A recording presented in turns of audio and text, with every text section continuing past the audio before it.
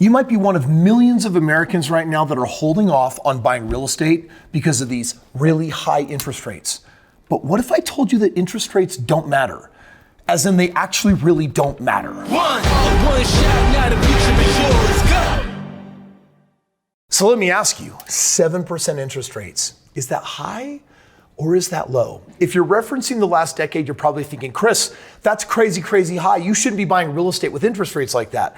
But did you know in history that 7% ain't that bad? Today, I'm gonna give you a quick history lesson on interest rates, but more importantly, I'm gonna share with you why I'm buying real estate all the time, and I don't care if the interest rate is 10% or 0%.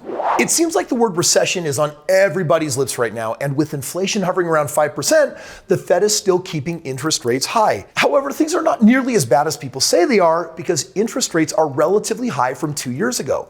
This 5% inflation that everyone's really worried about, it was 7%. It was knocking on the door of 8 and 9%. And the Fed pulled the only lever that they had to keep it from getting out of control. And you know what that is. They increased the mortgage interest rates. And what does that mean? Well, ultimately, it slows down all activity. It slows down all buying. And what that does is it allows us to get control over inflation. Psst, just between you and I actually don't mind the inflation because the worse inflation is, the more your real estate goes up in value. And for real estate investors, that's kind of a good thing. So check it out. There are 3 reasons why interest rates don't matter to me. And I'm going to tell you right now that I was buying real estate with 7, 8, 9% interest rates. I've bought it with like nothing 1 and 2, 3% interest rates. And sure, who doesn't like a low interest rate?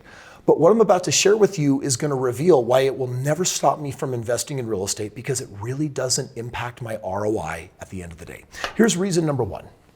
Interest rates across time. Did you know in 1981 that the highest Fed rate was at 20%? The average Fed rate from 1970 to 2023, that is like a 53-year gap, is 5.4%. And 2009 marked the beginning of modern low interest Fed rates at like nothing, right? Like 0.2%. And honestly, for about a decade, we got used to free money.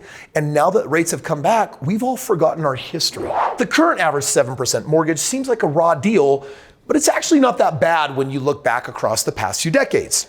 Basically, we've gotten used to very unusual financing conditions compared to normal historical trends. I'll never forget, it was October 2008, and right before the crash began, I was literally closing on a piece of property. I was buying it with a partner of mine, and the bank had given us some kind of low interest rate, and then all of a sudden they said, on the day of closing, hey, we changed the interest rate to 17%. And I remember talking to my partner saying, we're not gonna buy this house at 17%. A week later, that bank went under, literally bankrupt, and it was gone. We knew something was fishy. But you know what? Rates didn't go up to 17%, and even then there would have been ways of making money, and I'm gonna reveal some of that in just a moment. So check out 1970 to 2023. I think this graph is fascinating, as in, here's 1981, when the Fed hiked the rates to 20%. And then if you take a look, if this is 7.5%, this gray line here, that represents what interest rates feel like right now. And yeah, we had this decade where we did not have these high interest rates, but look at this period of time. We're talking about probably like 30 years where interest rates were probably averaging something closer to 8, 9, 10%. We're still relatively low. And here's why it's working. When I buy real estate, and I bought hundreds of homes this last year, on each of these mortgages, whether the interest rate was 7, 6, or 5%, even though it hampered my cash flow initially a little bit as we're waiting for rents to catch up, it really hasn't touched the ROI at all. Here's the second reason why I don't care about the interest rates.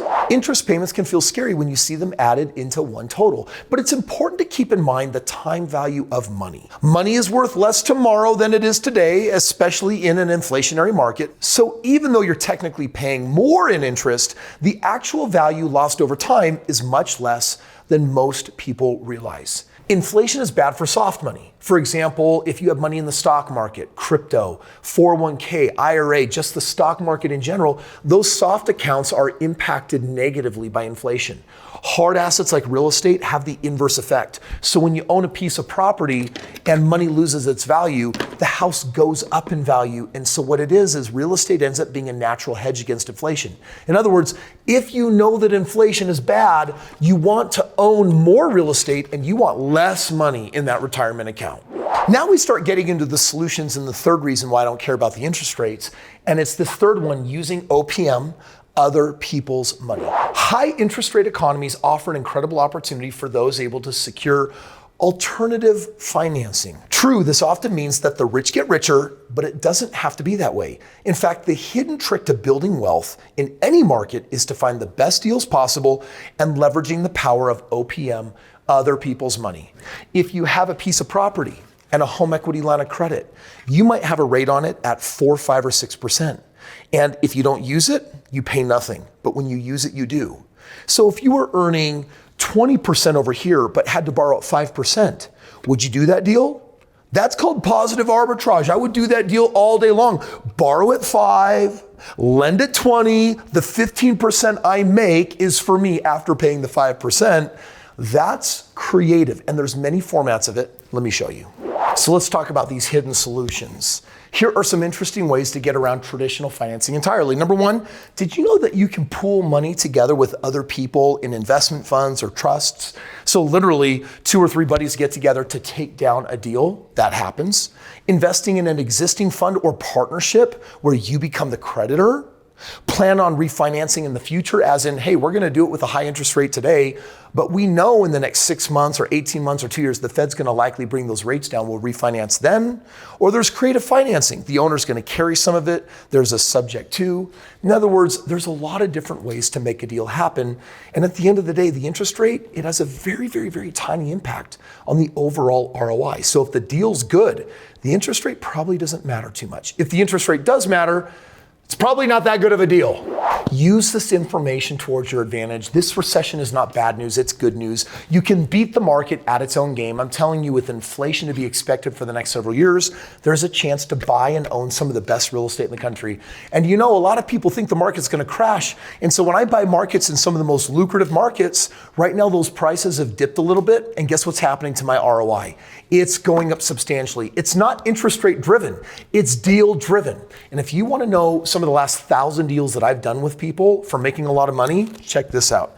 If you've got some cash lying around in a 401k or an IRA and you haven't seen it grow much, or you've seen it as equity in a home, but you haven't had a reason or a vehicle for pulling it out and accessing it, investing with it, or maybe you just got money in savings right now and you're like, Kris, I just don't know what to do, so I do have some cash, it's these hidden assets, then click the link below and let me share with you what it looks like to partner with me. I got people every day all over the world that fill out a form saying, Kris, I want to learn about partnering with you. You do 100% of all the work on the thousands of deals. I want you to do everything. But I got a little bit of cash that I can put into this. And we've split everything 50-50. And if that's interesting to you, click the link below, check it out. And if you like what you see, you and I could become partners. You might have my cell phone. We literally could be doing deals together. Click the link below. Let's find out. Listen, if you're still nervous about real estate and you're like, Kris, I wish the interest rates were a little lower, there are some secrets to bringing that interest rate lower. And if you want to know what they are, click this video right here. Let me show you.